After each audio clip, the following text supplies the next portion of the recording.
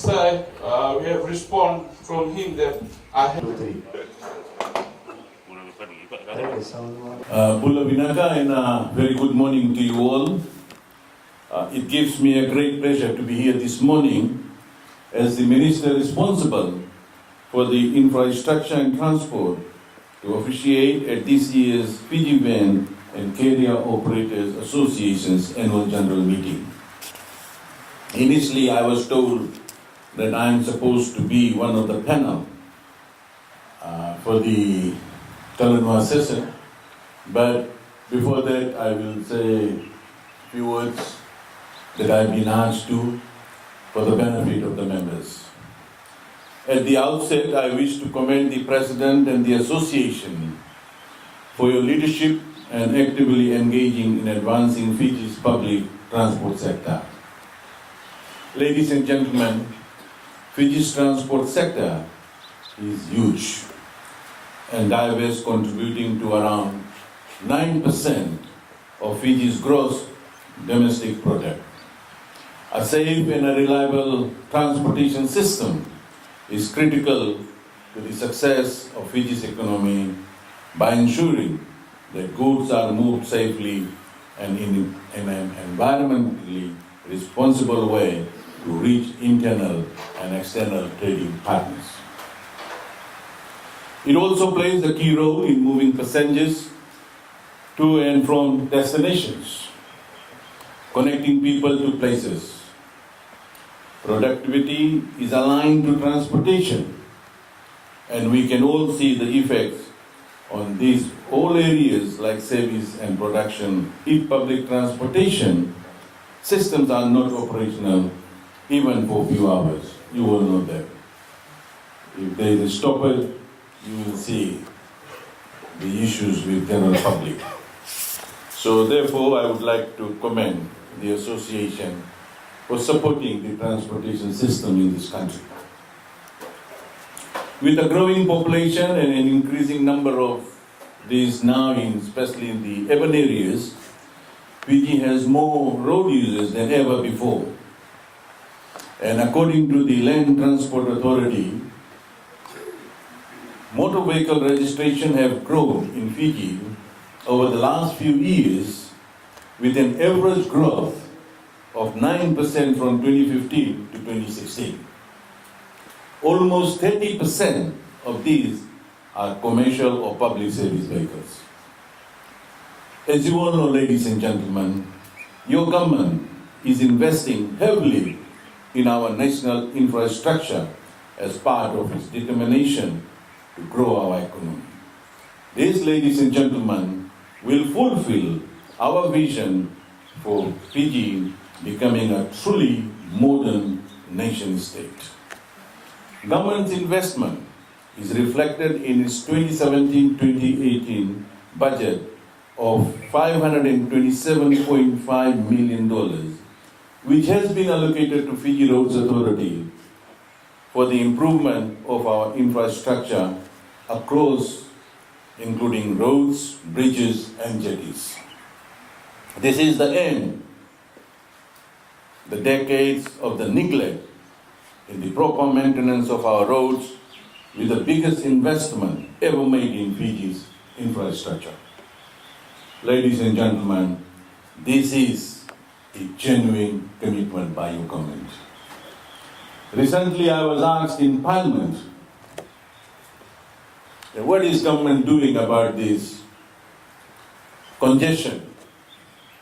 And I'm happy that I'm present this morning in this part of Central Division where the 4-lane works is in progress.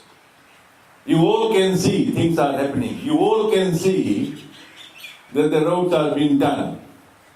And still our good friends from opposition are asking what government is doing. I would like to urge you, the general public, please keep your eyes open. It's very important. Because election is coming nearer, you will hear this type of words from our good friends from opposition. But my message to you, and let me take this opportunity to tell all of you, please keep your eyes open. Thank you.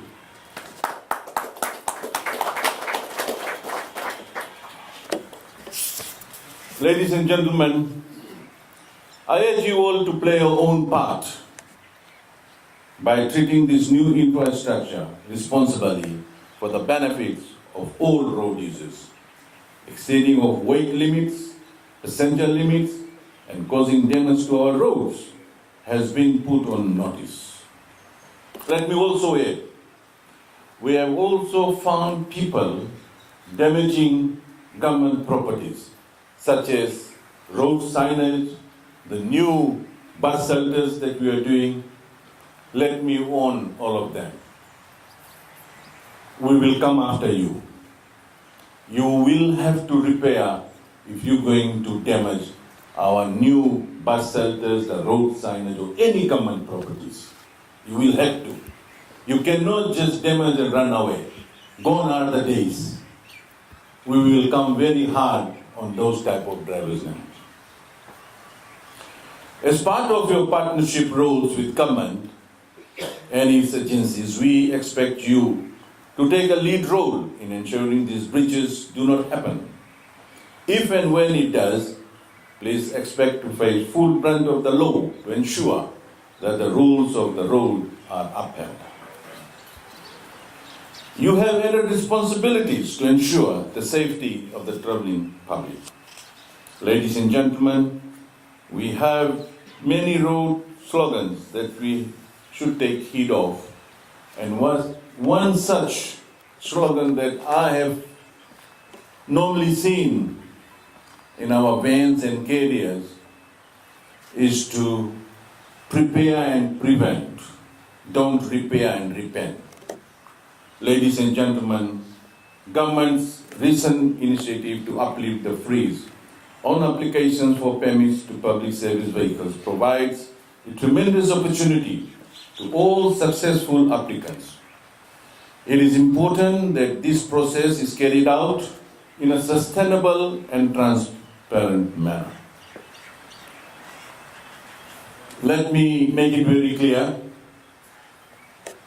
There were a lot of people calling me, coming to my office, saying that our names did not appear in the newspaper last Saturday. And I have seen there are some genuine cases, and this is for LTA to note down. I have seen some genuine cases where people have applied 5 years, 6 years ago, where they have got relevant documents signed that your permit has been approved or your base has been approved. Those are relevant documents. And LTA will need to address those as well. Those are the priority lists that we have been talking about. Once this is done, then we will go on to zoning. That will be opened up when this process are being done. And let me explain on that. For example, there is one zone here. And in accordance to the population, if there is a need for 200 taxis,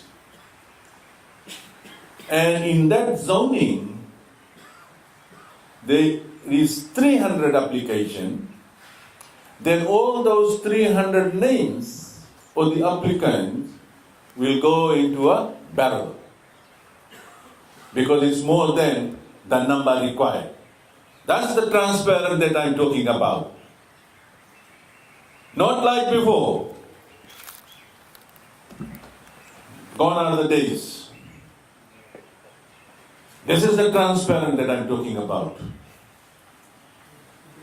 Still there are people talking about why go on to that basis, on the barrel system.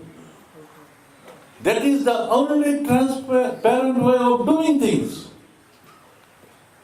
These are the same people who are complaining when I go to LT office. The officers, they don't give me permit because they talk all sorts of things. So we want to put an end to that. So I urge general public to understand the process that we have asked for. That is the best way of dealing things. So out of that barrel, 200 names will be picked. And they will be the successful applicants who will be issued with permit. If there is another zone where there is required, for example, 200 taxis,